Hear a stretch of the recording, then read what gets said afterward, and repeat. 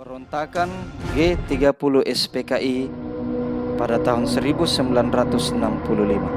Jadi PKI kembali melakukan suatu pemberontakan yang bukan hanya dilaksanakan pada tahun 1948, yang dimana ketika pembahasan tadi di awal bahwa pemberontakan PKI yang dilakukan oleh Musso dan Amir Syarifuddin pada tahun 1948, kemudian berlanjut lagi pemberontakan yang dilakukan oleh PKI pada tahun 1965 yang ingin menggantikan ideologi Pancasila menjadi ideologi komunis. Para pejuang ilmu, G30 SPKI merupakan gerakan yang terjadi pada malam tanggal 30 September atau tanggal 1 Oktober dini hari pada tahun 1965. Gerakan ini bertujuan mengambil alih kekuasaan atau kudeta yang dilakukan oleh PKI. Mengapa hal itu ingin dilakukan oleh PKI? Karena PKI menganggap bahwa revolusi 1945 telah gagal dan belum selesai.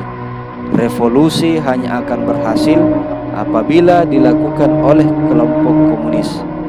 Dalam pemilihan umum pertama 1955, PKI berhasil muncul sebagai salah satu partai pemenang pemilu pada saat itu. Konsep Nasakom yang dicanangkan oleh Presiden Soekarno pada saat itu memberikan kekuatan kepada PKI untuk memengaruhi pemerintahan. Pada 27 Agustus 1964 dibentuk Kabinet Dwi Kora oleh Presiden Soekarno yang memasukkan beberapa tokoh PKI sebagai menteri dan pejabat negara lainnya. Namun di samping itu, PKI selalu menganggap bahwa Tentara Nasional Indonesia Angkatan Darat sebagai musuh utama. Guna menghadapi TNI AD, selain isu Dewan Jenderal, PKI mengeluarkan isi dokumen Gilchrist. Jadi, dokumen Gilchrist ini adalah sebuah dokumen yang dahulu banyak dikutip surat kabar pada era tahun 1965 yang sering digunakan untuk mendukung argumen untuk keterlibatan blok barat dalam penggulingan Soekarno di Indonesia. Namun, dokumen tersebut kemungkinan besar palsu atau sebenarnya tidak ada. Selanjutnya, PKI melancarkan aksi kudetanya pada 1 Oktober 1965 dini hari di bawah pimpinan Letnan Kolonel Untung. Sasarannya yaitu menculik perwira-perwira Angkatan Darat yang dianggap sebagai penghalang bagi PKI dalam mencapai tujuannya. Kemudian perwira-perwira Angkatan Darat tersebut yang diculik kemudian dibawa ke daerah Lubang Buaya hingga akhirnya tewas dan dikubur dalam sebuah sumur. Ini kita lihat dokumentasinya di sini adalah sumur maut Lubang Buaya yang berada di kawasan Pondok Gede, Jakarta, yaitu tempat ditemukannya jenazah para jenderal Angkatan Darat Indonesia yang dibunuh oleh kelompok G30 SPKI. Perwira-perwira Angkatan Darat yang diculik kemudian dibawa ke daerah Lubang Buaya hingga akhirnya tewas dan dikubur dalam sebuah sumur. G30 SPKI tidak hanya terjadi di Jakarta, tetapi juga di Yogyakarta.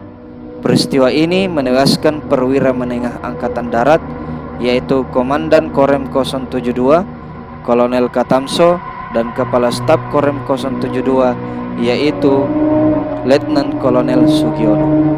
Jadi ini adalah beberapa foto para perwira TNI Angkatan Darat yang menjadi korban keganasan G30 SPKI. Selanjutnya, upaya yang dilakukan oleh pemerintah adalah operasi penumpasan G30 SPKI yang dilakukan dengan cepat di bawah pimpinan Panglima Kostrad, yaitu Mayor Jenderal Soeharto.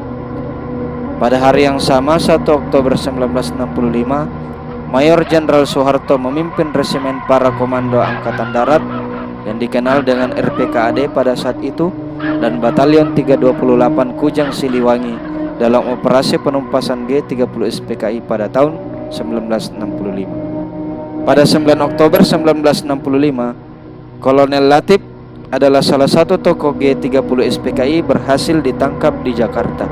Pada 11 Oktober 1965, Letnan Kolonel Untung pun berhasil ditangkap di daerah Tegal di Jawa Tengah.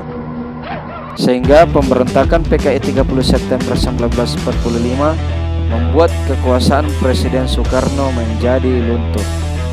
Sehingga pada 23 Februari 1967, Presiden Soekarno sebagai Panglima tertinggi Angkatan Bersenjata Republik Indonesia menyerahkan kekuasaan pemerintahan kepada Jenderal Soeharto sebagai pemegang ketetapan MPRS nomor 9/MPRS tahun 1966.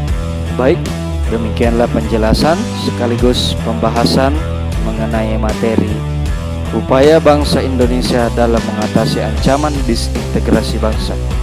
Mudah-mudahan dapat kalian mengerti sekaligus kalian pahami dengan baik. Apabila ada yang ingin ditanyakan, silakan kalian tulis di kolom komentar.